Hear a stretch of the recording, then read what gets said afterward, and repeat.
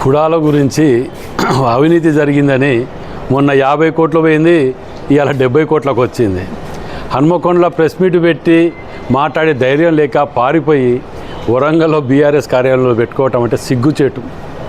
అసలు కుంభకోణం జరగలేదని ఆయన ఆడ కొనటోడే లేడు, అడిగేటోడు లేరు. మీరు రండి, మీకు 70,000కి ఇస్తామంటే పారిపోయిన మీరు అవినీతి గురించి మాట్లాడుతా అంటే అవినీతి సిగ్గు అనిపిస్తున్నది.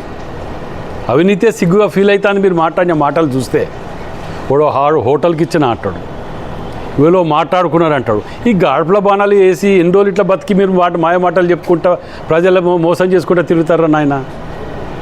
నీకు నిజంగా చిత్తశుద్ధి ఉంటే మొన్న వేలంపాటలో కుడా ఆఫీస్లో పెట్టకపోతే మీ ఇంట్లో పెడతారా? కుడా ల్యాండ్ కుడా ఆఫీస్లో పెట్టకపోతే నీ ఇంట్లో పెడతారా? కుడా ఆఫీసులో పెట్టిర్రు వాళ్ళు.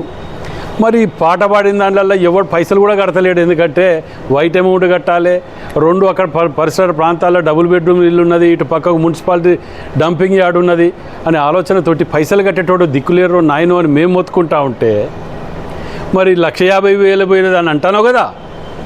ఎవ్వరు పైసలు కట్టలే ఇంతవరకు, ఒక్కలో ఇద్దరో కట్టినట్టున్నారు.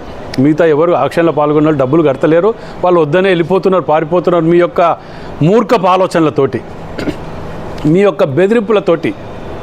నువ్వు రా, మీ దగ్గర దోసుకున్న డబ్బులు ఉన్నాయి కదా మీ కేటీఆర్ దగ్గర, మీ దగ్గర ఆ డబ్బులు పట్టుకొచ్చి యాక్షన్లో పాల్గొనండి. ధైర్యం ఉన్నదా చూడండి. సిగ్గుసరం లేకుండా వచ్చిరాని మాటలు మాట్లాడుకుంటా మాయ మాటలు చెప్పి ఎన్ని రోజులు బతుకుతారు ఇట్లా? ఎంతమందిని మోసం చేయాలనుకుంటారు ఇట్లా? ఇక మీకు ఇంకోటి, ఇక అక్కడ హనుమాన్ టెంపుల్ పెట్టిన కాడ 5 స్టార్ హోటల్ అంటాను. అరే పిచ్చేదవా, 5 స్టార్ హోటల్ కాదు మేము తీసుకురాబోయేది శిల్పారామం, గవర్నమెంట్కి సంబంధించినటువంటి శిల్పారామం తీసుకురాబోతున్నాం. 5 స్టార్ హోటల్ కూడా ఏ హోటల్ వచ్చినా రాండి అంటే ఎవరు రాలే. 5 స్టార్ 7 స్టార్ హోటల్ హన్మకొండకు లేదు. ఇలా ఎయిర్పోర్ట్ వస్తుంది, అండర్ గ్రౌండ్ డ్రైనేజ్ వస్తుంది, కోచ్ ఫ్యాక్టరీలు అవి అవుతున్నాయి, పెరుగుతున్నది. ఇక్కడ 7 స్టార్ హోటల్ లేదు, 5 స్టార్ లేదు. వాటికి కూడా ఇన్వైట్ చేసినాం. సాఫ్ట్వేర్ కంపెనీ టవర్స్ కోసం ఇన్వైట్ చేసినాం. ఆఖరికి ఎవరు రాకపోతే శిల్పారామంకి ఇస్తున్నా ఎదవా. మీకు తెలియని వారిని వచ్చిరాని మాటలు మాట్లాడుకుంటా మాయ మాటలు చెప్పి బతకడం అలవాటు మర్చిపోండి. ఇంకా అవి మిమ్మల్ని ప్రజలు నమ్మే పరిస్థితులు లేరు. మీరు విధ్వంసం సృష్టించిన వరంగల్ని 20 ఏళ్ళు ఎటుక చేయబట్టారు మీరు చేయబట్టే. అది వదిలిపెట్టి ఇంకా మాయమాటలు చెప్పాలని ప్రయత్నం చేస్తే మార్కో మంచిది కాదు వినయ్ భాస్కర్. ఎందుకంటే నువ్వు చరిత్రహీనునిగా మిగిలిపోయినావు వరంగల్. ఎట్లాగో చేసేటోళ్ళని మమ్మల్ని నిజాయితీగా ఎక్కడ ఎవరికి కకృతి పడకుండా మేము పోతున్నాం. ఇవాళ మమ్మల్ని ఆదర్శంగా తీసుకునే విధంగా మేము పోతున్నాం.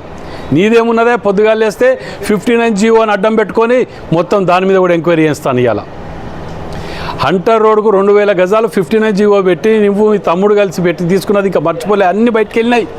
1,00,000 ఉన్నాయి. ఇప్పుడే ఎందుకు పెట్టాలి? ఒకటెనుకోటి నీ భావతాలు అన్నీ బయట దిద్దామని ఓపిక పడతాను. బిడ్డ, నువ్వు చేసిన ఆర్థిక విధ్వంసం, వరంగల్ జిల్లాలో లూటీ చేసి దోపరికం, కబ్జాలు, గుండాయిజాలు, రౌడాయిజాలు చేసినట్టు ఎవరు చేయలే.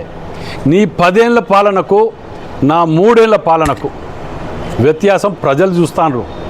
ఎవరట ప్రజలు తిరగబడ్డారట, ఏదో చేసినట్ట, నీ ఎంబడి తిరిగి 4 బ్రోకర్ కానీ తప్ప ఎవ్వరు లేడు అక్కడ.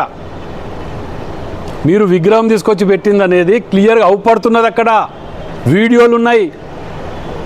ఇవన్నీ మర్చిపోయి వరంగల్లో పెట్టి మాట్లాడితే ఇది లేదా? నీకు ధైర్యం లేదా? పారిపోయి వరంగల్ హైదరాబాద్లో పెడతానో? ఎందుకంటే వరంగల్లో నేను నమ్మటం లేడు. హైదరాబాద్లో ఏమైనా నమ్ముతారేమో రాస్తారేమో అని చెప్పి ఆలోచనతో పోతానట్టున్నావు. వాస్తవాలకు దగ్గర బతికే ప్రయత్నం చేయి. ఇక పక్కన కూడా చైర్మన్, వాడు మాజీ కూడా చైర్మన్, ఆయనది ఏంటి తెలియదు. ఆయన హిస్టరీ పొద్దుగా మొత్తం అక్కర్రాని వేసిన టైల్స్ తీసేయటం, గ్రిల్స్ పెట్టడం, రోడ్డు మీద ఏమైనా వస్తే మంచిగా బండతోటి కడతారు, గ్రిల్స్ పెట్టి పైసలు దున్నుకోవటం. ఆఖరికి ఆయనని ఎందుకు గోసపుచ్చుకుంటానో ఆ పెద్ద మనిషిని తెలియదు. కానీ ఆయన కొడుకుకి ఇబ్బంది అయితే కూడా నా ఇంటికి వస్తే 50,000 ఇచ్చిన. ఆయన లండన్ పోతానంటే, కొడుకు పోతానని కంటతడి పెడితే 50,000 ఇచ్చిన. సిగ్గుసెరాలు లేకుండా ఈ వచ్చిరాని మాటలు మాట్లాడడం బంద్ చేసుకోండి. మంచి పద్ధతి కాదు. మనం ఎలక్షన్లు వచ్చినప్పుడు కొట్లాడుకోవాలి, చేసుకోవాలి. అభివృద్ధి మీద 4 సలహాలు ఇయ్యి. పార్టీలకు అతీతంగా అందరు తీసుకుంటున్నాం కదా, నువ్వు సలహాలు ఇయ్యి. ఎంతసేపు పదవి పొంగనే 3 ఏళ్ళకే జీర్ణించుకోలేక తెల్లారికేలే దుష్ప్రచారాలు చేయడం మొదలుపెట్టినావు. నీ దుష్ప్రచారాలని ప్రజలు నమ్మటానికి ఎవరిక్కడ లేరు. మీరు చేసిన దోపిడీ వెనకట చూసినాం కదా. వెనకట దొంగలు అల్లిబాబా దొంగల ముఠా కానీ ఎటుపోతే పూలాందేవి ఇటోళ్ళు ఉన్నారు కదా, వాళ్ళని మించిపోయిన దోపిడీ చేసి మెడ్రాస్లో తిరుపతిలో కమర్షియల్ కాంప్లెక్స్లో కట్టుకొని ఈ యొక్క మెయిన్ రోడ్కు 5 ఎకరాల బిట్టు నీ కుటుంబం పేరు మీద ఉన్నది కదా, ఇవన్నీ కబ్జాలు. నా దగ్గర నేను చేసినట్టు ఏదైనా ఒక్క ఖైదం చూపి, నేను 100 ఖైదాలు చూపించాను నీ మీద, ఒక్కటి చూపి నా మీద ముక్కుని ఎలగరాత్తా. నీతిరిగా ఇవన్నీ చంపుకొని బతకట్లే, రాజకీయాలు లేకున్నా మేము షాన్గా బతకటం తప్ప నీతిరిగా దిగజారిన బతకవలసిన అవసరం మాకు లేదు.